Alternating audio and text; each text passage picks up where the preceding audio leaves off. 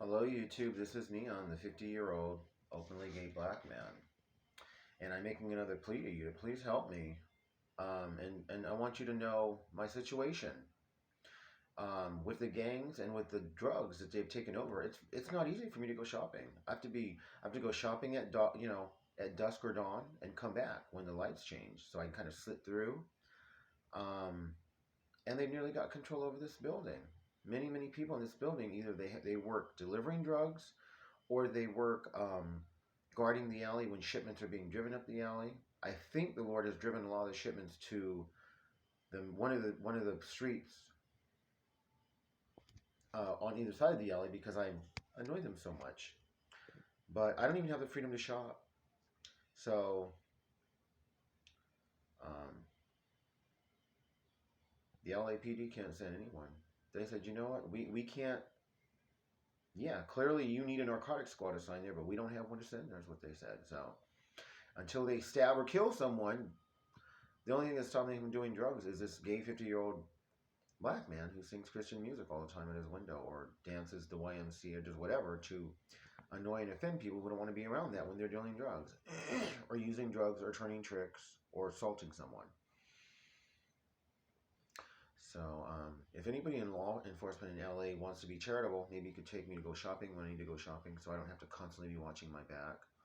And if you are actually an officer, I'll want to investigate a little, but it'd be wonderful because right now the Lord has gotten me back and forth when I do need to go shopping safely, but I've had some close calls, and I'm 50. I don't want to be fist fighting these dudes or however they decide to attack. I don't want to fight them. I want the drug trade to not explode in this neighborhood. One of the most dangerous things that I've noticed in this neighborhood is that a lot of these kids that are dealing the meth, they also use the meth. And having used meth, I know that meth can cause, like meth rage, it can cause insane behavior. Meth can do that. So they're dealing with it, they're using it, and they're interacting with people, selling it. And the wrong person's down the alley, maybe a sex worker, maybe a gay sex worker, maybe a person who's homeless. And they may beat people up. They have no respect for poor people, these drug dealers. The reason why they're so hard on me. Yeah. Who's this poor old gay black man talking about he's going to come out the closet and put up gay signs in his window? We won't tolerate that. So that's what they were trying to get to take over this neighborhood, and God used me to stand in the way of it. But I'm tired and I need help. I mean, if you know an actor or a director or a business person who's rich, and you can pay my residents who all had normal jobs before COVID-19, mainly in the service industry, and now they're unemployed. They're drowning in debt, and they really need their bills to get paid. Otherwise, the gangs and the drug dealers own them.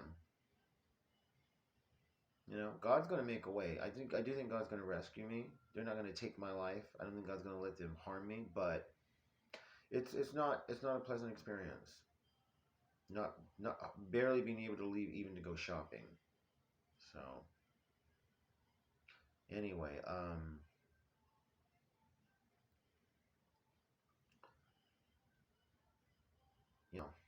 you know, a police officer who'd be willing, I don't want to say willing, but who would be glad and eager to talk with me and counsel me in LA, or a police officer that'd be willing to pick me up and take me back from going shopping.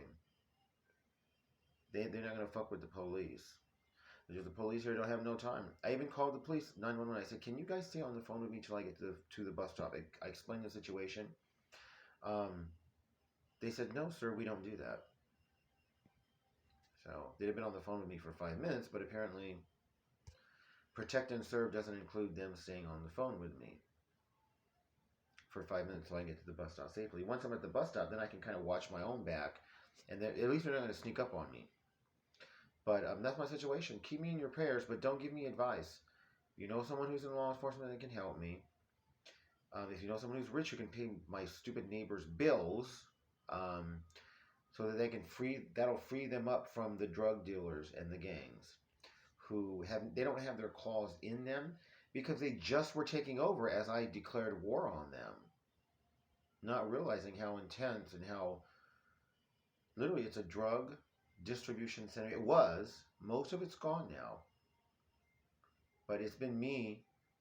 The Lord has had to bring me to a point where in public, via my bedroom window, I'm speaking in tongues and I'm being slain in the spirit and I'm screaming and my body's just going all over the place. And I'm just keeping conscious enough to make sure I don't hurt myself. But they get freaked out, and that's got rid of a lot of the people who are willing to guard the alley. So some of the shipments are now being run on the main street, and that's good. The alley, no. Too easy for them to kill someone in the alley. But God is working. Maybe nobody will help me, and God will do it all on His own. So, but if someone could pay these dummies bills, it sure would be great, because this is one of the buildings on this block. For 3 blocks from 3rd to 6th, they are not controlled by the gangs. They haven't been for like 30 years, and they haven't been controlled by drug dealers for 30 years. So, you have a heart. Okay, these people had a job before COVID-19. They didn't create COVID-19. If you have a heart and you have millions or billions, you can really make my life a lot easier by paying these people's bills. You really can. Please subscribe, please share this video, and please like and hit the bell symbol so you get all my notifications. Thanks.